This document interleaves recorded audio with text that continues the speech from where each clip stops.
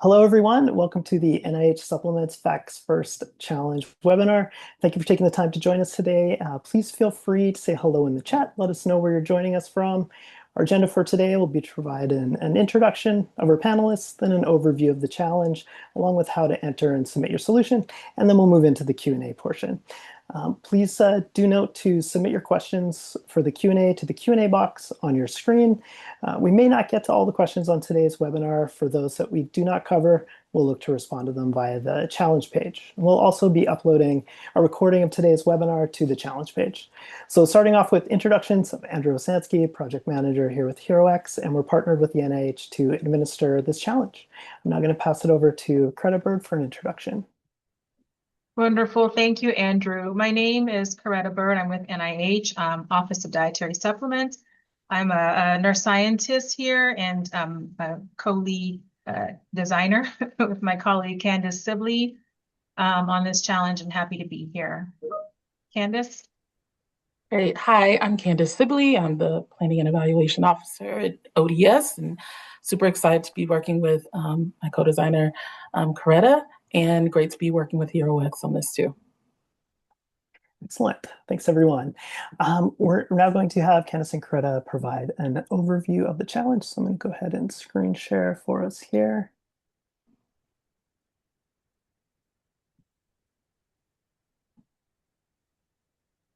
Excellent. We're ready to start there. Okay, great. Thank you so much, Andrew.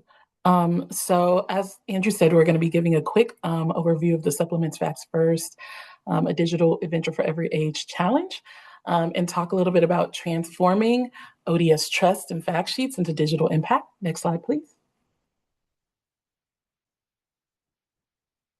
Next slide, please. So this challenge really aims to kind of close the gap between science and consumption. We know that there's a big digital world, right, that many people kind of live and interact in. And it's important that we increase critical health literacy. And we have this amazing gold mine of wonderful fact sheets that we really, really want to get out to populations and really have this be accessible in their everyday lives. And we also want to make sure that we culturally tailor the digital experiences. We understand that it's not a one-size-fits-all, and we want to make sure that the tools are interactive so that people can be engaged with the tools and accurate information so that they can use safe supplement information to improve their health. Next slide, please. And so this challenge is reimagining health literacy and critical health literacy through technology. So as you know, there are multiple modalities. There's behavior change apps that we're asking for where we can gamify the information, set goals, and nudge people. There's emerging tech with AR and VR simulations, voice assistants, mobile integrations. And in this category, you can also, if there are other tech that we haven't listed here, you can also use that type of tech to really promote health literacy. You also could create social media campaign and use social media content, AI-enabled tools, chatbots, personalization engines, and such, and then also do a serialized video or docuseries to storytell and create an episodic kind of arc to explain kind of the information that's in the fact sheets to increase health literacy. Next slide, please. So what are we kind of asking for? We're asking for our solvers to really focus in on at least one age group. We're asking for at least one priority population. So that's groups experiencing health disparities, food insecure families, and high-risk chronic condition groups. And you can also add in health professionals or other specialized communities of interest if you'd like.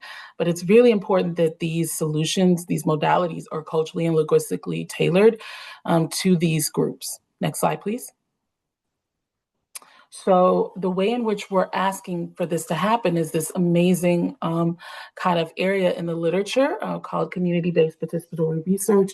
And so we're really wanting people to take kind of the gap between evidence-based science as dictated in our fact sheets and then put it into a real world context. And we want the solvers to engage with the populations and get their feedback so that it's understood that what has been translated is shown in the actual modality, and that there's a co-creation of the actual modalities with the communities. Next slide. So the challenge incorporates a 24-month journey that goes kind of from phase 1, which we're talking about now, which is the concept development with a due date of April 6th, 2026. The focus is the 10-page concept papers that focuses on community engaged design and strategy. And then the next phase focuses on kind of building the prototypes and validating those prototypes with the communities. And the third phase really includes kind of fine tuning those kind of things that were developed in phase 2. Next slide, please. So the blueprint is going to be established in phase 1. There'll be up to 8 semifinalists selected. The deliverables that are requested are the concept paper that's a maximum of 10 pages, concept demonstration, wireframe, storyboards, that type of thing, and a letter of intent from a community partner who's going to partner with you to co-create these solutions. There's the breakdown of how kind of things will be looked at, with kind of audience reach being very important, all things being very important. So we're really looking forward to working with you all and collaborating with you all. Next slide, please. And so I'm not going to go that deep into phase 2 because we're really focused on phase 1, but this in this phase, 5 finalists will be selected and a functional prototype will be built here. A user study will be kind of conducted, and metrics will kind of be used to kind of look at how successful the prototypes are. Next slide. Phase 3, again, we're not going to go too in depth into that, but there'll be a grand prize winner, second place, and a third place. And we'll be hoping to have a production ready solution for that phase. Next slide, please. And so we've kind of covered this. We're really going to be looking at scientific accuracy, audience reach, and CBPR, innovation tech, and engagement in UX. Next slide. And so critical milestones, we know we already kicked off in January 20th, 2026, and then our phase 1 submission deadline is April 6th. We'll look forward to announcing the winners in May, and really look forward to working with you all and finding our grand prize winners and collaborating to look at how the prize will be given out and what wonderful solutions will be kind of developed. Next slide. Okay, sorry, back one slide. Apologies. Okay, so that's all I have. We're really excited to work with you all. The large kind of prize pool is $869,000 because we really think this work is really important. And so Coretta and I are really excited to see what we get. I'm going to pause, and then Coretta, give me a thumbs up if you have anything to add. If not, we can just go to the Q&A. No, I think you covered everything. So I think we're all set for the Q&A portion. Okay, great. Thanks. Thank you, Andrew. Thank you. All right, I'm just going to stop share there. I'm actually just going to show the challenge page before we jump into the Q&A. So just going to share here. So just wanted to show you where you can find all the information about the challenge. This is HeroX.com/supplements facts first. This is the challenge page. It has all the information you'll need to learn about the challenge, particularly under the summaries tab. You'll see the overview and the guidelines. Has all the details for the challenge rules, etc. The timeline is important to pay attention to. As Candace had mentioned, we're coming up on the April 6th submission deadline. You will have an opportunity to ask questions here. If any questions do come up at any other time, we do have the forum here on the challenge page where you can ask questions as well. There's also a resources tab where you can find some more information that supports the guidelines. Once you are ready to solve the challenge, go ahead and click on Solve This Challenge. It will take you through to create your HeroX account, and you'll be able to access the submission form and fill out all your details for your submission. All right, we will now move over to the Q&A portion. And we'll get started on to questions. All right, so first question here, can the app or other digital format specify drug nutrient interactions when users upload that info?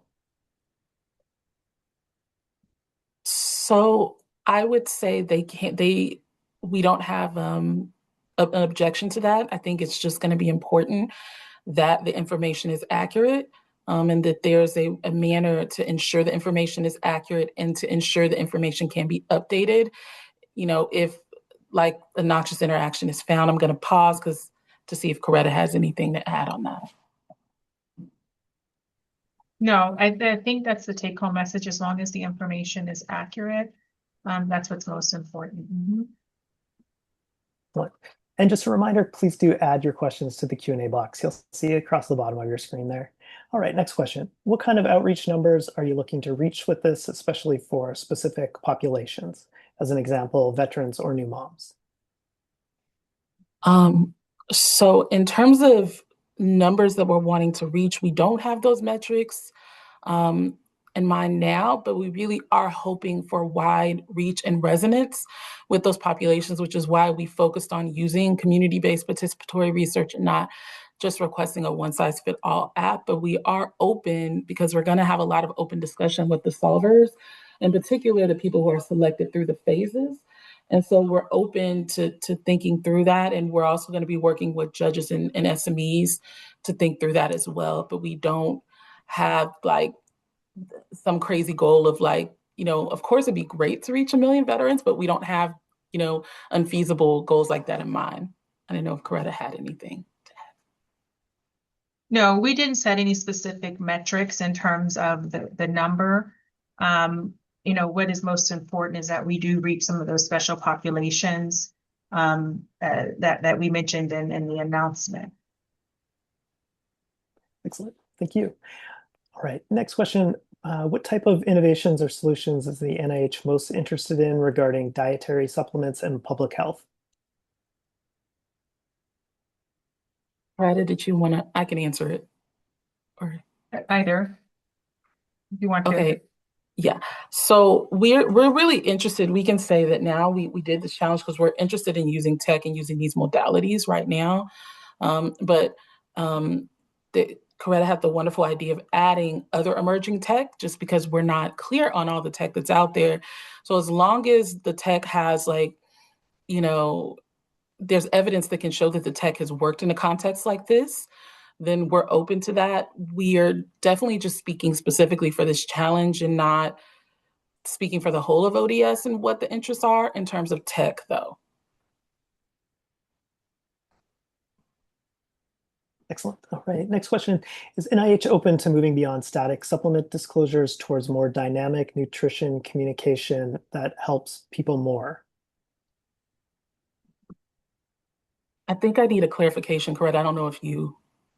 Yeah, I think we need a bit more clarification on that. I'm not really, I think we need a bit more clarification to answer that question. Yeah, and this one had come with through the registration form. So I'm not sure if that solver might be on today, but if you are, please, if you could clarify in the Q&A box, that would be very helpful. And we can come back once we see that. All right, thank you. All right, next question. Is the focus on a medical specialty appropriate for this challenge? When they say can they provide a little bit more clarification in terms of what they mean by medical specialty? If they're referencing a specific condition, we are open, a medical condition, we have no specific requirements or guidelines in terms of, focusing on a specific condition, but certainly we will consider that in the context of dietary supplements, improving health outcomes in the tech. Candace, did you want to add to that? Yeah, no, I think you covered a lot of things. I think in terms of medical specialty, as Coretta said, we don't have a problem with people focusing on a medical specialty. I think my only thing that comes to mind is that we would want to make sure that if they are focusing on a particular disease, we would want to make sure that that there's enough of a population that warrants that focus, and that the specialty isn't so niche that it won't be able to cover a larger kind of population group, because we're really hoping to have specialized solutions that kind of go broad for a population group.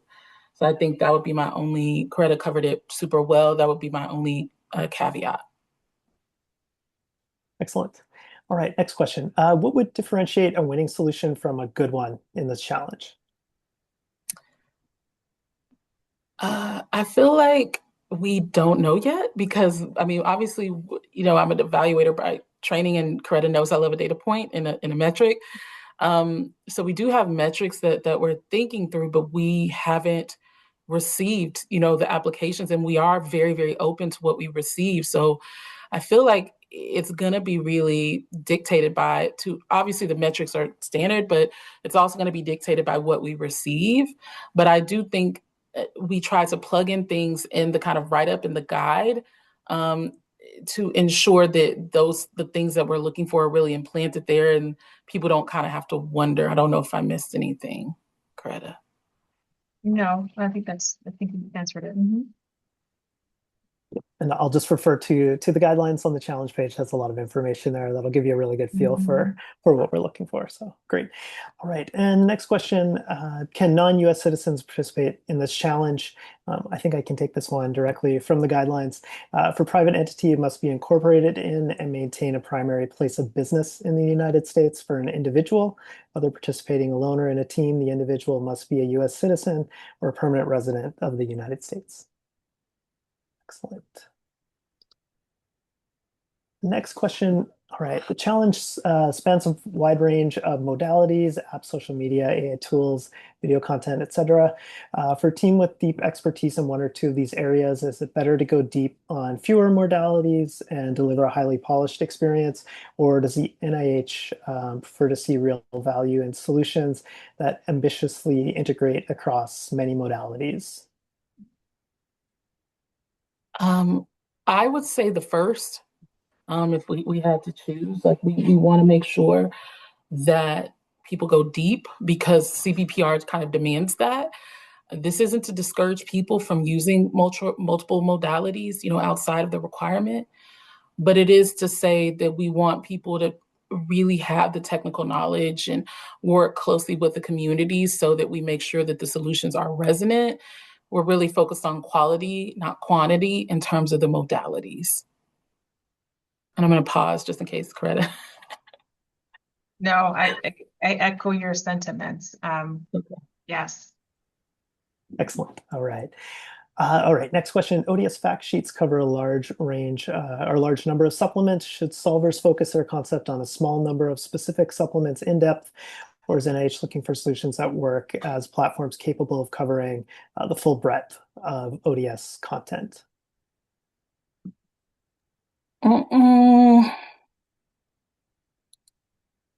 Coretta, I was going to let you take it, and then I'll. Yeah, I was just gonna say that. So we're not looking, so there is no requirement to focus on a specific supplement or, having a modality that addresses all the supplements. What we're looking for, like we just said, is the quality. And so ideally a solution that could be used for one supplement, or it could be something that could be rolled out for multiple supplements and conditions. So I think the take home for us and for everyone really understands that we're really open in terms of what that looks like, what that solution looks like. So I hope that answers the question. Yeah. Candace, anything to add there? No. We definitely don't have any requirements related to that. I feel like the solvers should select what they do and just ensure in their concept paper they provide evidence as to why they chose that. I mean, we wanted to make sure that people are as creative as possible with this. I do think the only thing I'll add is that with the question about breadth, I do think that it would be great for future planning and sustainability for the solutions to be open to being able to add things in the future. But it isn't a requirement. So I don't know, Andrew, if I answered that clearly, or we can add clarification. Yeah, I think that was well answered by you both. So yeah, excellent. Thank you. All right, next question. For teams that are earlier in their partnership building process, what does a strong phase 1 partnership look like compared to what NIH hopes to see by phase 2 and 3? And is there room to grow those relationships across phases?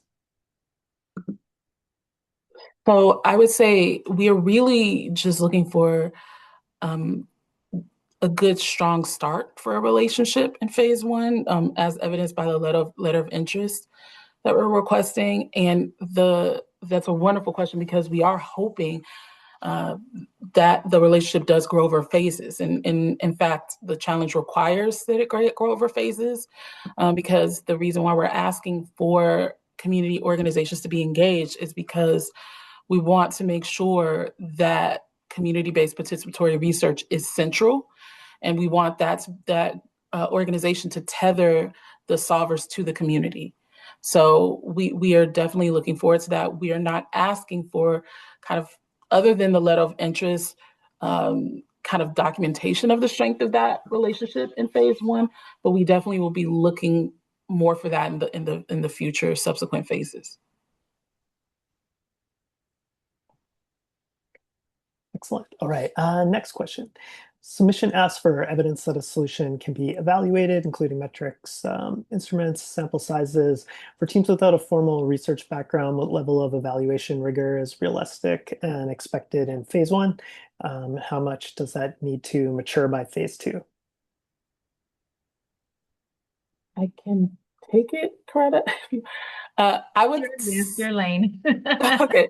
I would say that we're looking for rigor basically in research. So we're looking for people to do the research on the metrics that are necessary for their modalities and state that. And I think that we are definitely looking for it to grow throughout the phases, but we aren't basically requiring that people be experts in terms of evaluation and in terms of measurement.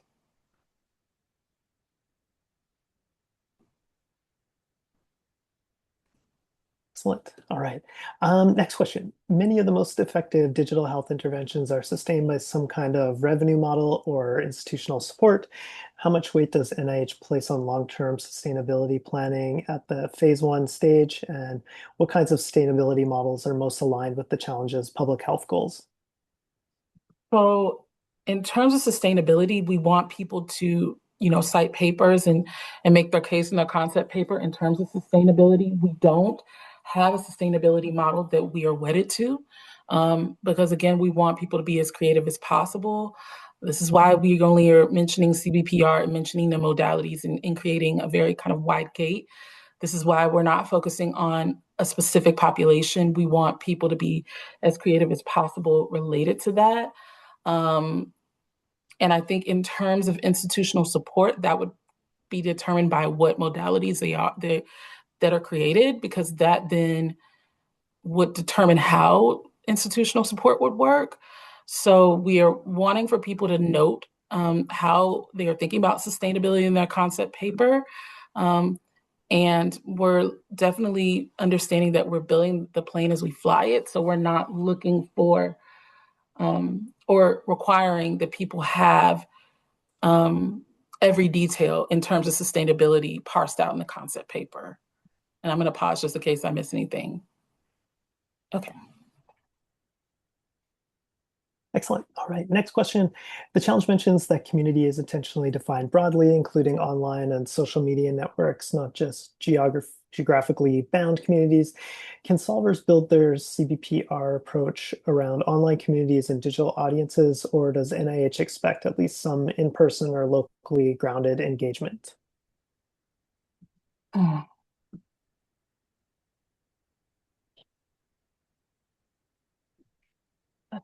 that's a tough one. I will just mention there, if there is a question that we want to take offline and follow up on the challenge page, if you want to take some time to think about it, that's no problem at all too. That's one we'll need to think about for sure. Yes, I'll say let's think that we'll need to circle back on that question. It's a great question. It is. And it's certainly something to give some careful thought to and a careful response. Excellent. Excellent. All right, next question. The challenge is open to a wide range of solver types, from individual creators to established organizations. There are types of teams or cross-sector partnerships that NIH has found particularly effective in past challenges of this kind. And what does a well-rounded team composition look like for this challenge? Coretta, you want me to take the first stab, or you want to take first stab? Yeah, and then I'll jump in, add in. Okay, I would say the thing is, from the first kind of portion of the question about challenges like this in the past. Coretta and I have looked across a lot of challenges. We haven't seen any challenges like this. And I've talked to SMEs. They haven't really seen a challenge like this either. It's pretty new.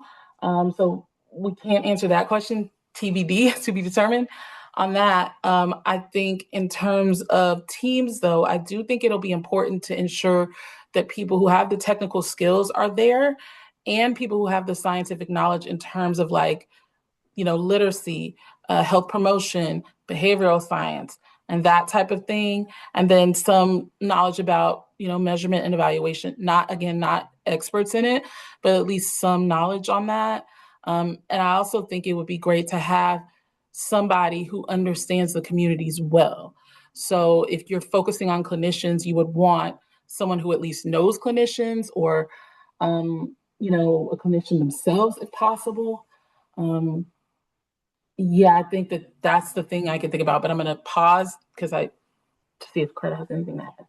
No, it's the only thing, one point I just wanted to make, this is it's very new, I mean, and it's very novel for us. And so we are, I'd say, have charted down uncharted territory.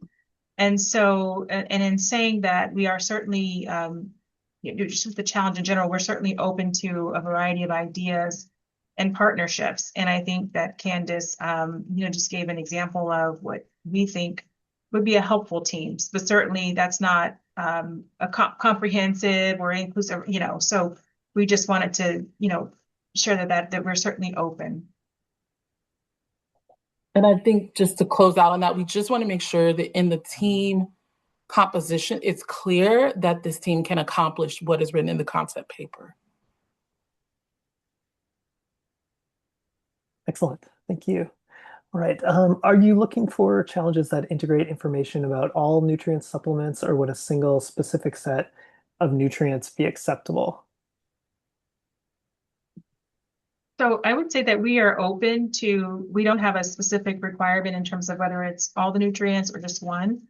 We're certainly open to whatever the solver wants to propose. So anything to add, Candace?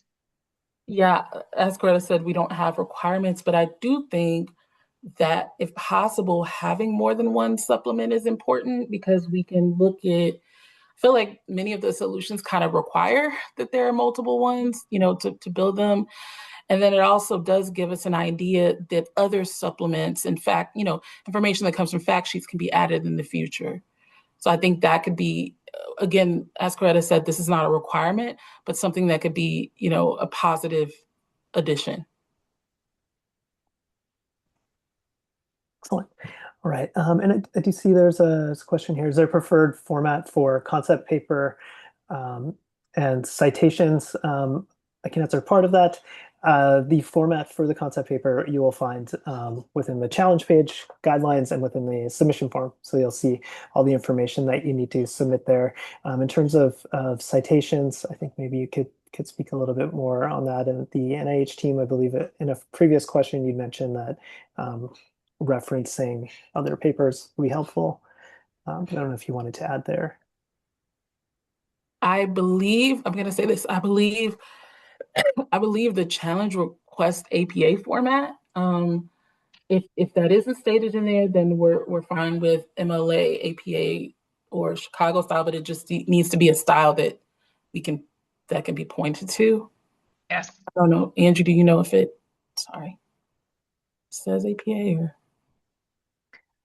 Within the submission form? Yeah, we can just leave it at what, Yeah, please refer to that. I'm not sure if there was a specific style. Yeah, style included. Correct, I cut you off. No. I was just going to say, I think that any of the nationally approved formats, we will accept. I think APA may be more preferred, but we're certainly open to the Chicago style MLA. I think I can't think of this off the top of my mind, but yeah. Excellent. All right. Next question. I think we might have covered some of this a couple questions back, but it is a separate question, so just wanted to make sure we ask it as well. Can you provide some examples of co-creation, team, and process, and what is needed for the first phase to make it a success? Yeah, I think we did answer that before. Like we're asking for the letter of intent from a community organization. I think in terms of co-creation, it'd be good, throughout the concept paper to discuss how co-creation is defined and how it will be used with the solution. So it's clear to us, not that there's just a letter of intent, but how that community organization will be used throughout the process. I think the clearer, the more plain you can make it to us and the other judges, the better. Excellent. All right, next question. For solvers who are considering a solution that serves a population they themselves are members of, for example, a veteran building a tool for other veterans, how does NIH think about lived experience as a form of community expertise, and does it carry weight in the evaluation? I do think that lived experience is a wonderful thing. And in terms of the literature, in terms of CPPR, it does talk about lived experience and expertise in that as a great thing. I also think in the veteran example, while the lived experience is respected and great, it's important that they also do still work with a veteran community-based organization if they're choosing to work with, to target that population in the modality, because we want to make sure that we have like heterogeneity in these populations as well, right? Like we understand that all veterans are not the same, all nurses are not the same, all, mothers are not the same, right? We want to make sure that we have a diversity of lived experiences accounted for. We don't have that in the judging criteria, the lived experience, but I do think it could be a boon in terms of writing the concept paper, and could potentially give an edge, in terms of the understanding how to tailor the solutions. Excellent. All right. And just a reminder for those here, please do add your questions to the Q&A box on your screen. We do have a few more questions left, but please do get them in if you're ready to ask them. All right.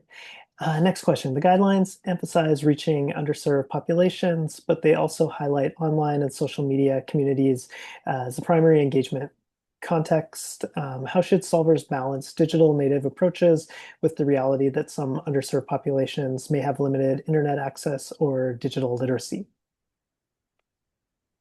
Okay, so I think the point about the limited digital literacy and potentially even access to digital modalities is definitely a limitation of the challenge. And it's an understanding that we won't be able to touch all populations in this way, which is why this is, one thing in a suite of things to increase, health literacy, um, you know, with kind of in the scientific kind of community, right? I do think it is important, though, to do for someone to show effort in terms of reaching out to these communities. And I also think this is why the community-based organizations are important, because let's say if they do choose to work with a community-based organization, you know, in the physical world, then they may have a computer access there, right? Where people can access these tools or have certain kind of initiatives where they're kind of trying to increase accessibility to these tools and increase digital literacy as well. I do think that if someone wanted to build in a piece that focuses on increasing digital literacy, as kind of a primer into a modality, that could be a potential idea, but again, it's not a requirement. We're really looking for creativity here. Coretta, did I miss anything there? No, I think you answered it well. Mhm. Andrew, was that clear, or do I need to? I think that was very clear. Yeah, Okay. excellent. Well done. All right. Next question. Can you talk in more detail about your vision for the following phases of the challenge? So as kind of we were saying in the presentation, we're really looking to see what we get, right? Because our vision is really, we just want the deliverables that are stated and the phases, right? And we aren't being specific other than we want to increase people's critical health literacy. other than we want to make sure that people use the fact sheets and the modalities as their source. Um, and so I think that we're waiting to see what it is we get. And it's an interactive process between what we get in our design, to be honest, outside of what we stated in terms of the deliverables. Um, Excellent. All right, next question. What approaches are within scope for this challenge and what approaches are not of interest to NIH? I feel like clarification is needed there. Because are they talking about approaches in terms of theories, approaches? They're talking about approaches in terms of modalities. We've kind of stated, like, and bounded that, and the requirements. Theories, as long like behavioral theories, as long as you can cite it in the literature and provide those citations in the concept paper, and there's a clear way in which this theory has been used um, to promote health and increase health literacy. I feel like we're good with that. Am I missing anything, Coretta? That No, I I might. think you covered it. I think, and outside of that, we would certainly need additional clarification from the solver to make sure that they were asking the question that we answered. Yeah. Mhm. Yeah, and we could certainly refer you to the guidelines as well. There's plenty of Correct. information there to get a good idea of what's within scope and out of scope. And if you did have any follow-up questions, please feel free to post them to the forum. With that, we have completed all the questions that we had. So we did want to thank you all for your time today. Please do keep in mind that the submission deadline is coming up on April 6th. And for the questions that we didn't cover today, we will put them up onto the challenge page, and we'll also be uploading a recording of today's webinar to the challenge page. And just wanted to pass it over to Candace for a moment. I see your hand is raised. Yes, so I wanted to say, in terms of the source of truth, in terms of what you really adhere to what HeroX has on their site. If there are any deviations in the slides, always adhere to what is on the HeroX page and the NIH page. Thought that was important to add. Excellent. That's a great point. Yes. All right. And with that, thank you all for your time today. Have a great afternoon. Thanks, everyone.